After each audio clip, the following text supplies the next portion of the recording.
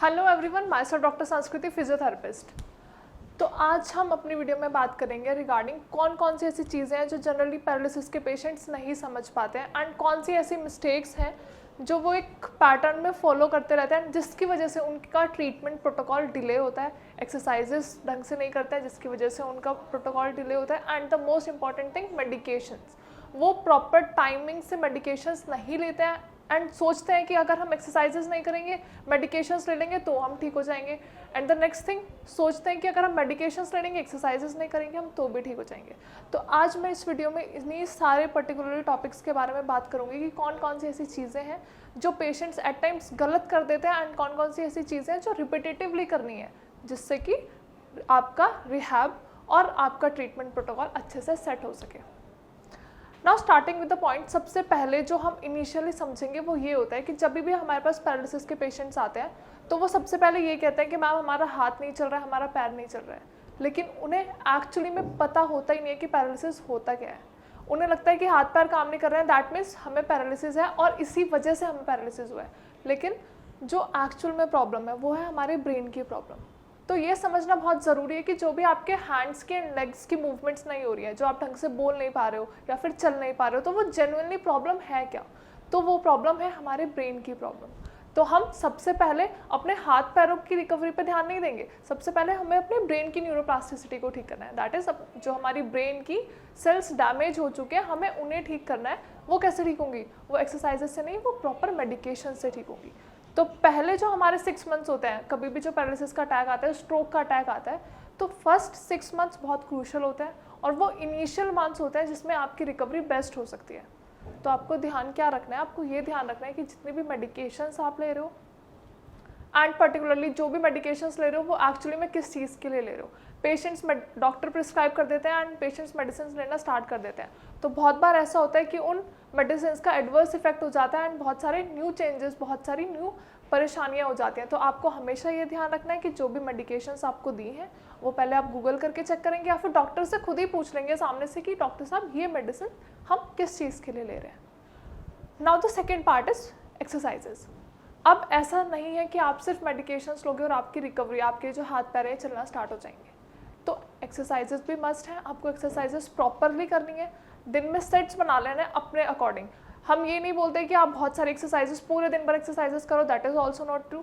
तो आपको करना क्या है? आपको एक्सरसाइजेस अपने हिसाब से सेट करनी है, अपना प्रोटोकॉल अपने अकॉर्डिंगली सेट करना है कि आप दिन में इतनी बार एक्सरसाइजेस करोगे एंड पर्टिकुलरली अपने सेट्स बनाने हैं। नाउ द थिंग इज, जब भी पेशेंट्स आते हैं उनको चाहिए होता है कि हमें बहुत जल्दी रिकवरी चाहिए, लेकिन पैरालिसिस एक ऐसी न्यूरोलॉजिकल कंडीशन है, ऐसा न्यूरोलॉजिकल डिसऑर्डर है जिसमें रिकवरी बहुत ग्रेजुअल होती है। तो हम कभी भी इंस्टेंट रिजल्ट्स ना आपको कोई भी डॉक्टर दे सकता है, ना आपको कोई भी थेरेपिस्ट दे सकता है। तो इट इज़ ग्रेजुअल प्रोसेस। आपको धीरे धीरे एक्सरसाइजेस करनी है, मेडिकेशंस इम्प्रोवाइज करनी है एंड उसकी वजह से आपकी रिकवरी ग्रेजुअल होगी। ये बहुत ही स्लो प्रोसेस होता है। अभी हाल ही में हमारे पास एक पेशेंट आया एंड मोस्ट इम्पॉर्टेंट, उनका अटैक जो था वो सिर्फ 5 मंथ्स पहले का अटैक था। उनका कहना ये था कि मुझे अभी 5 महीने पहले अटैक आया और मुझे अपनी रिकवरी फास्ट चाहिए। तो this is not the right thing. आपकी रिकवरी एकदम से नहीं हो जाएगी। हाँ, आई नो कि पहले 6 मंथ्स बहुत क्रूशल होते हैं, बहुत इंपॉर्टेंट होते हैं। आपकी जितनी रिकवरी होनी होती है, ब्रेन का जितना आप अपना यूज़ कर सकते हैं इन्फॉर्मेटिव तरीके से अपनी एक्टिविटीज़ परफॉर्म करवाने से, 6 मंथ्स बहुत इंपॉर्टेंट होते हैं। बट दैट डजंट मीन कि आपकी सारी रिकवरी उन 6 मंथ्स में हो जाएगी, क्योंकि ये बहुत ग्रेजुअल प्रोसेस है, बहुत ज़्यादा टाइम लग जाता है।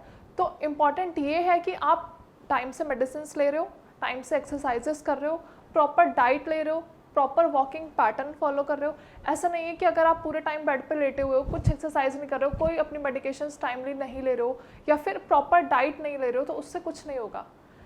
एक्सरसाइजेस करनी है, मेडिकेशंस लेनी है and diet should be important. Diet आपको हमेशा कंसिस्टेंटली फॉलो करनी है। एट टाइम्स क्या होता है, जो हमारे अटेंडेंट्स होता है, जो पेशेंट्स के केयर टेकर होता है, वो सिर्फ पेशेंट को लिक्विड डाइट पे रखते हैं, कुछ ऐसा सॉलिड नहीं देते हैं कि जिसकी वजह से उनको हाई प्रोटीशियस फूड, कुछ तो ऐसा मिलना चाहिए पेशेंट्स को जिससे उनकी थोड़ी बहुत मूवमेंट हो, थोड़ी बहुत एक्टिविटी हो, पेशेंट खुद से कॉन्फिडेंट हो कि हाँ आई कैन डू एक्सरसाइजेस या आई टेक मेडिसिन या फिर मैं अपनी एक्टिविटीज़ खुद से परफॉर्म करूँ। लेकिन होता क्या है, हम पेशेंट्स को बहुत ही नॉर्मल डाइट देते हैं, बहुत ही लिक्विड डाइट देते हैं, जिसकी वजह से लिक्विड डाइट से कभी भी पेशेंट्स को एनर्जी नहीं मिलती है, जिसकी वजह से वो लेथार्जिक रहते हैं, वो पूरे टाइम लेटे रहते हैं। और फिर हम कह देते हैं कि पेशेंट बहुत ज़्यादा फ्रम्पी है, लेजी है, तो उसमें पेशेंट्स की मिस्टेक नहीं है।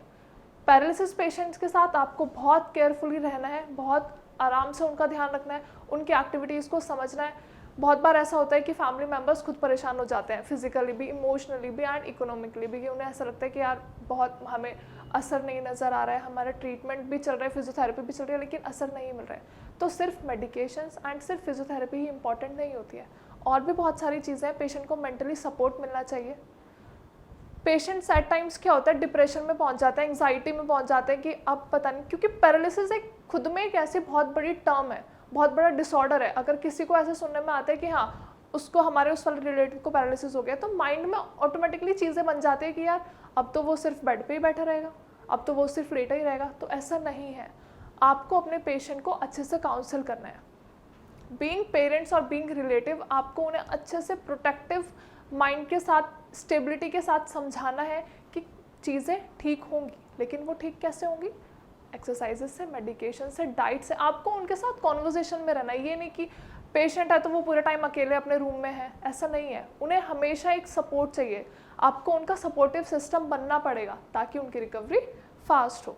तो आप या फिर आपका कोई भी रिलेटिव या फिर कोई भी फैमिली मेम्बर जिसको पैरालिसिस का अटैक है या फिर स्ट्रोक का अटैक आया है एंड उन्हें प्रॉपर रिहैब या फिर प्रॉपर मेडिकेशंस नहीं मिल रही हैं, तो डू कंसल्ट श्रेयास। आप श्रेयास विजिट करिए, हमारे डॉक्टर्स आपको बेस्ट कंसल्टेशन प्रोवाइड करेंगे regarding medications, exercises, diet, whatever it is.